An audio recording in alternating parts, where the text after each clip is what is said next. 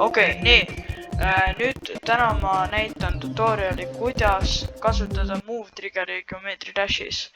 Nii, siis esiteks võtame Move Triggeri. Nii, me zoomime välja ja me võtame mingi objekti. Ning nüüd, kui sa vajutad Edit Group ID, siis panen grupiks ükskõik milline, ma panen grupi 1. Nüüd sa lisad selle ja sa leiad, siis sa vajutad Move Triggerile Editiga peale. Siis sa paned sellele Edit Object, siis sul tuleb siukene suur menüü ette ja sa ei tea, mida siin teha. Sa vajutad siit, paned Target Groupiks, paned sa number 1.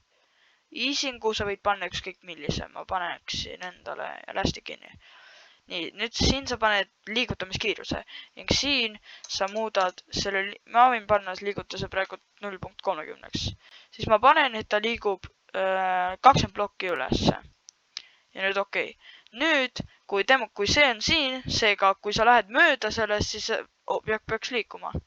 Nägite? Ning see oli siis õpetus, kuidas kasutada Move Triggeri. Igatahes jah, like, subscribe, head aega.